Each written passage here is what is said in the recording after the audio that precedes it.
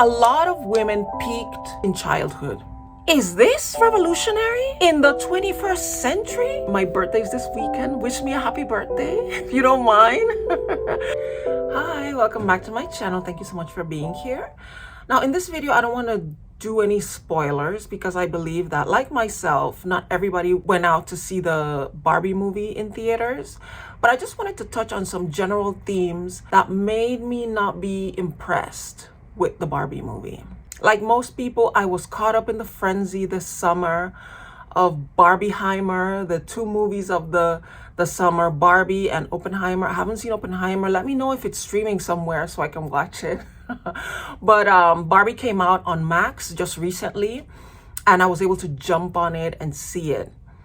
And the way people were talking about this movie, like it was so revolutionary and it was so awesome, that it was such a remarkable story. I was really looking forward to this. I was really looking forward to great storytelling, to the visuals, to the nostalgia. It was really hyped as this great movie. And even now, as nominations are coming out for awards season, the first few awards have been handing out nominations and Barbie has been dominated. So I had very high expectations for this film and I was let down. I don't know what I was expecting per se. I just had a feeling that it would defy. See, when I saw the trailer, it began really strong. You know, that scene with the little girls playing with their baby dolls, and then the Barbie comes and they throw it. And I thought, ooh, I like where this is going.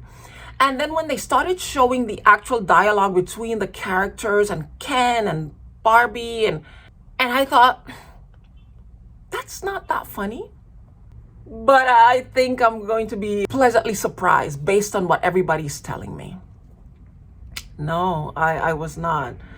I really thought that we were going to see some depth from the Ken character. I really thought, okay, they're playing him really dumb on purpose, but then there's going to be a plot twist or something. Again, I don't want to spoil it because if there are people with expectations like me, yeah, no, there will be no plot twists.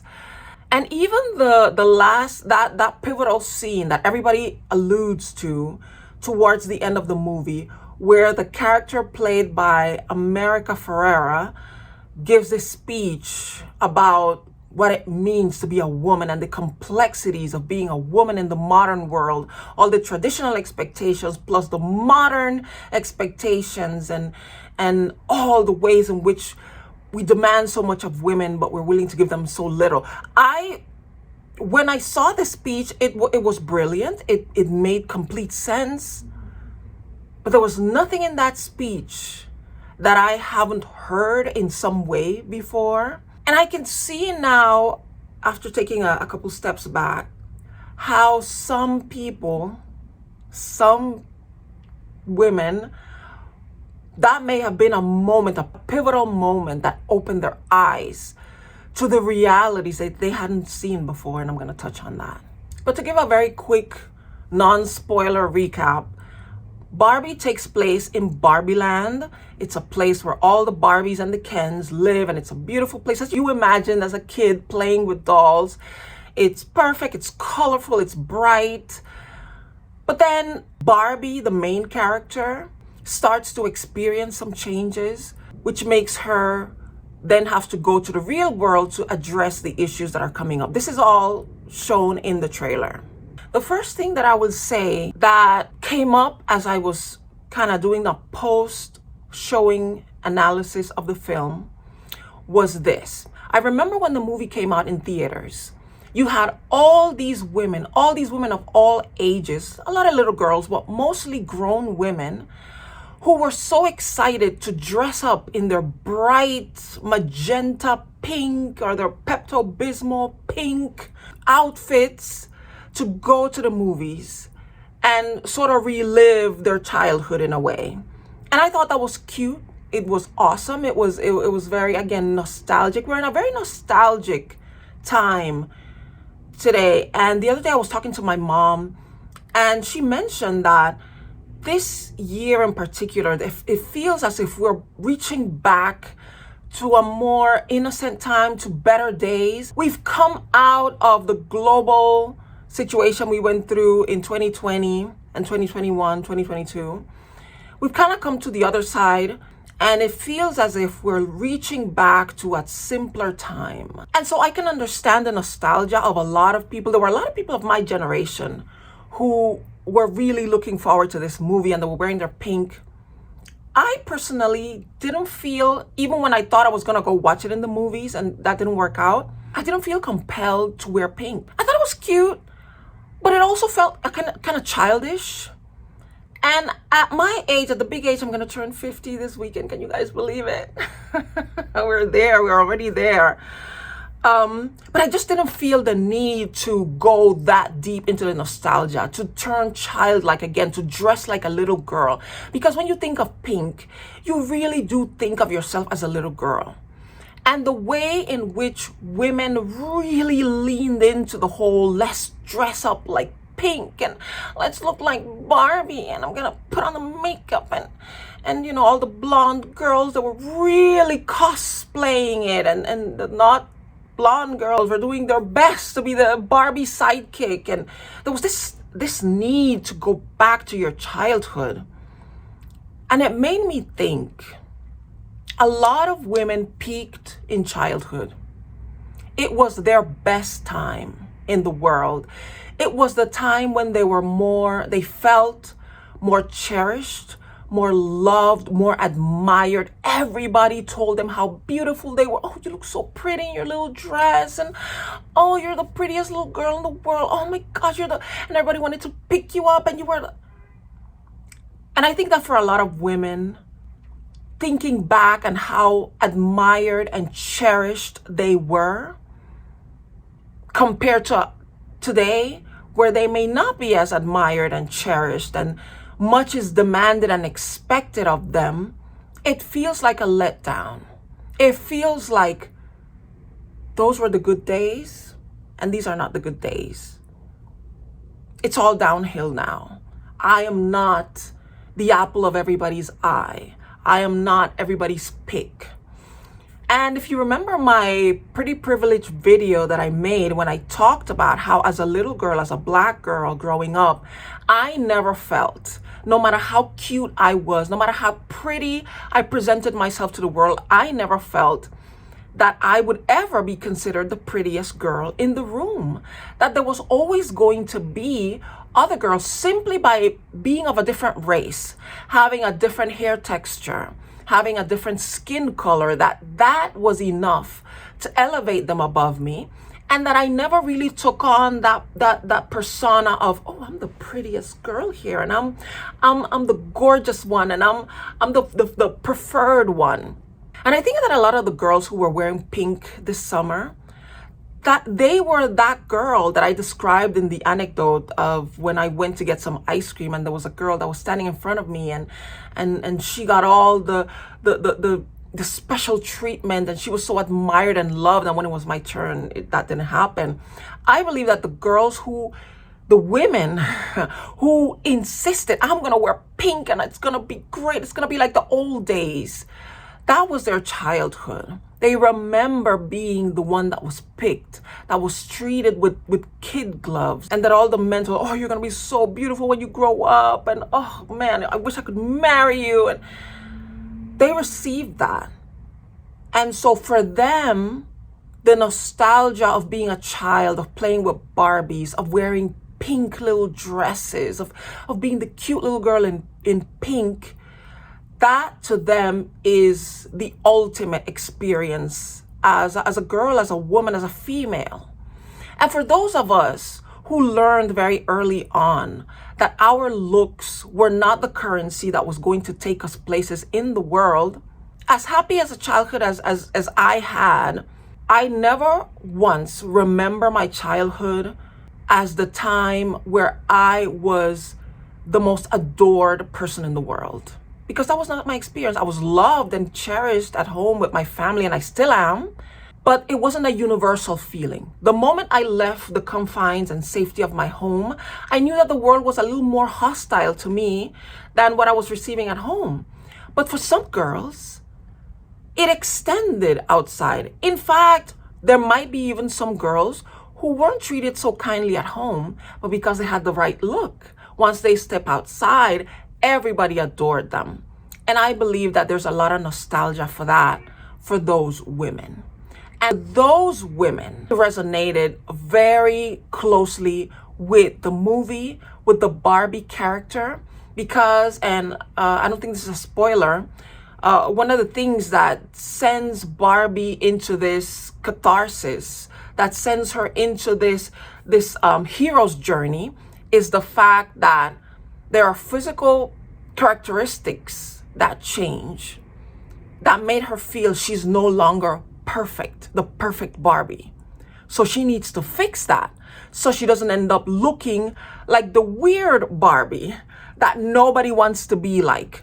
She's not cute. She's not beautiful. She doesn't have the perfect blonde hair. She looks, according to the rules of Barbie Land, strange and different. And in a world where everybody's perfect, different is the worst thing you can be. And so Barbie, in pursuit of that perfection, goes on this hero's journey. And so for those of us for which physical perfection was never our calling card, I don't know, maybe I'm alone on this, because I know of others who watched the movie and loved it, who had very similar experiences as myself, as a woman of color growing up in the world. But for me, if we dig deep, I think that has a lot to do with it. And that the girls who didn't quite have that experience growing up, they still had that hope and that dream. Maybe if I change these things about me, maybe I can be perfect. And so for them, maybe the movie resonated. For me, it didn't. Because, again, I'm just going to link my video below so you can watch it if you haven't. And if you did watch it, maybe you can refresh your memory. But in that video, I talked about the fact that very early on, I understood that looks were not going to be my thing. It's going to have to be brain and work ethic and personality. And for Barbie, those things are beside the point. Barbie can be rude to Ken and push him away as many times as she wants. He's still going to want her because she's Barbie. She's perfect. She's beautiful. And so to be Barbie, to be the perfect Barbie, you just have to be cute. You don't have to work on anything else. Just be pretty and you'll be fine. Everybody's still gonna love you. So yeah, that was number one. I suspect that I didn't feel compelled to wear pink when I was planning on going to see the Barbie movie, because what difference does it make? What difference will looks make? The other thing that I wanted to bring out that I feel, let me turn this light on because we're losing some light. When I was a child, looks didn't make a difference in my life, but I still want to look cute for YouTube, okay? The other thing that I feel resonated with other women because of their experience is that America Ferrera speech in the end, where she's really talking about, oh my goodness, it is so difficult to be a woman in this world. You have to do this and you have to do that, and people expect this and expect that, and they still blame you and blah, blah, blah. And that was the thing that got, I don't want to spoil it, but that was that speech was a catalyst that kind of woke everybody up. And in a way, I think it was an awakening for a lot of women who have been experiencing all these difficulties being a woman, but she still thought that this system in which we live, this system of patriarchy, still benefited them. Because in a system of patriarchy, a woman's value, in addition to the servitude that she provides for her husband and children, is the beauty that she brings to that husband and children. She makes the family look good when she looks good. And so if you play the game in this system, you will be rewarded with trinkets. You will still be oppressed as a woman in some senses, but you will be rewarded. You will have a roof over your head. You will have the respect of society. You will have the protection of the police force, which is there to protect you. You, that very specific woman. You will have men pour their resources at you in exchange for your domestic sexual duties that you provide. And so a lot of women in society who have been in this system and have been playing the game, thinking that it has put them ahead, listening to that speech and seeing everything that they have given in exchange for the little trinkets that they received, it kind of woke them up. It kind of got them out of a trance that they have been in their entire lives. Their entire lives, from the moment they were little girls and they were adored by the patriarchy.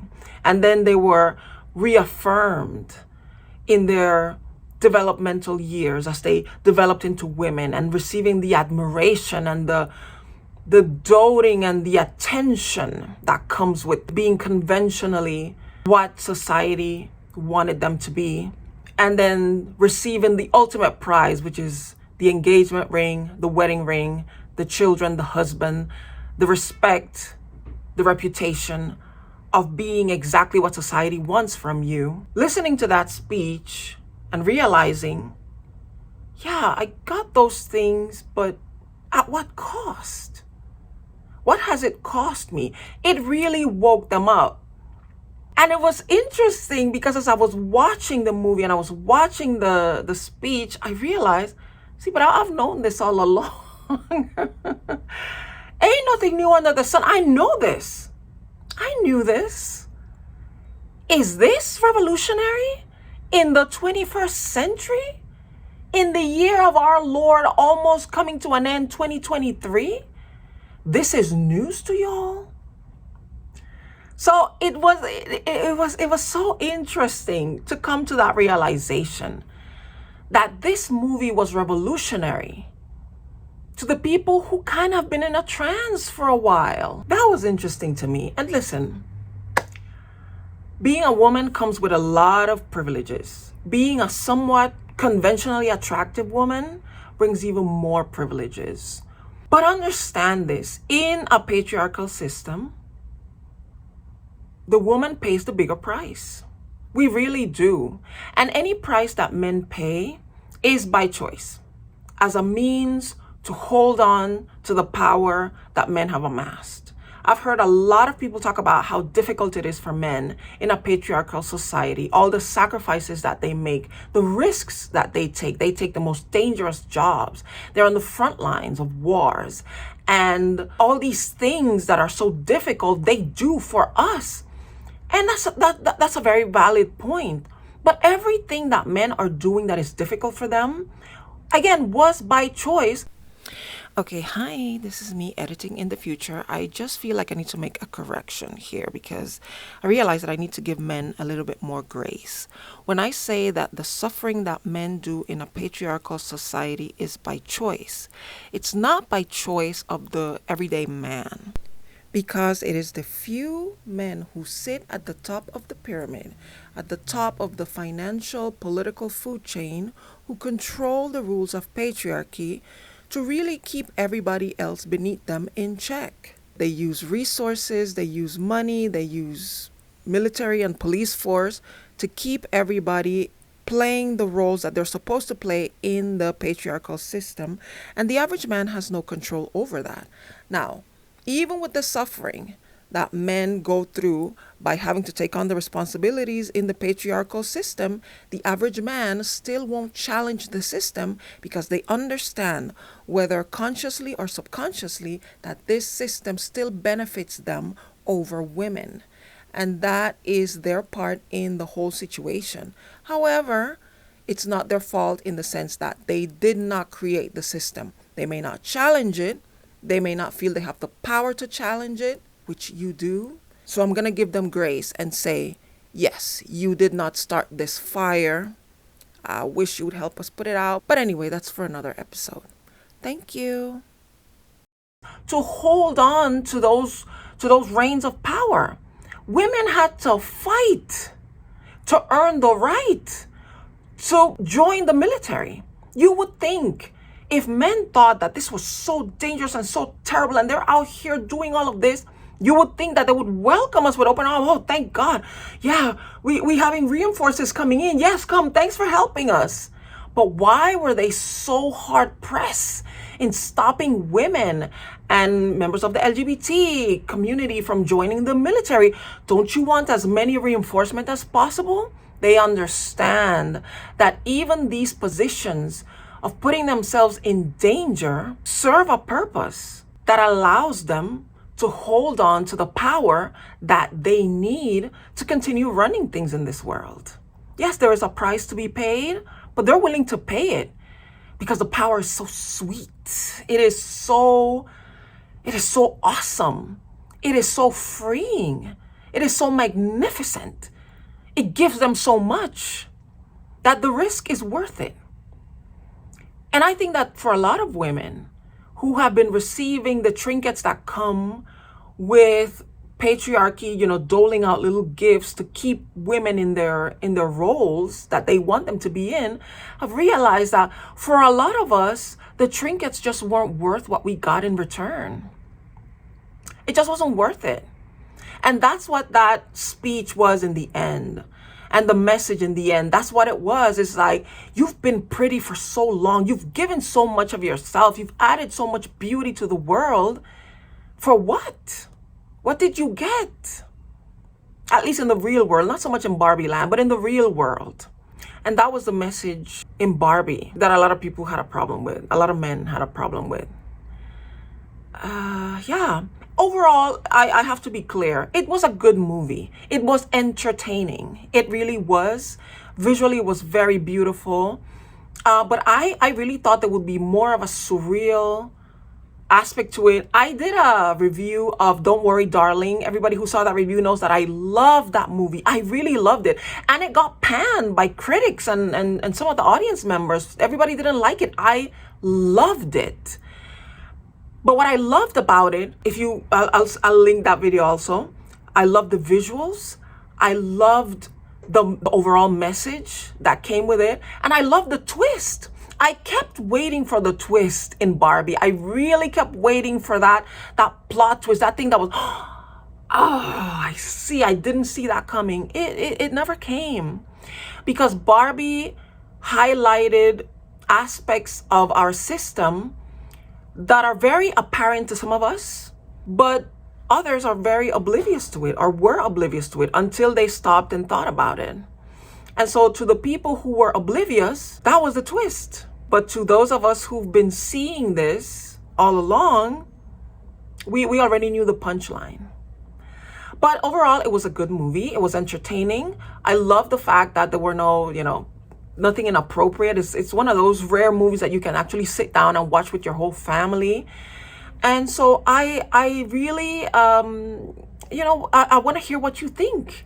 Do you agree with me? Do you think that I was my expectations were too high? Y'all gave me expectations. You told me the movie was magnificent. It really wasn't, not for me. But I love to hear what you have to say. Tell me, what were your experiences watching the movie? Did you see it in theaters? Did you dress in pink? Was I off with that whole thing about the people wanting to wear pink had a really magical childhood where everything was perfect and they were seen as perfect? And now that they're adults, they're not seen as perfect anymore, so they long for those days? Let me know. Let me know in the comments. Thank you so much for watching. If you enjoyed this video, please give it a like. Please share it with others. Have a discussion with your friends. Let me know what you guys concluded. Please subscribe to my channel if you would like to see more from me. I do commentary on all aspects of society. I also like to do reviews. If you'd like to see me do more reviews, give me some suggestions of movies that you'd like me to review. And if I haven't seen it, I would love to watch it so I can review it for you. Thank you once again for watching this video. If I don't see you before the holidays, have a Merry Christmas and a Happy New Year. My birthday's this weekend. Wish me a happy birthday if you don't mind. And I will see you in the next video. Bye-bye.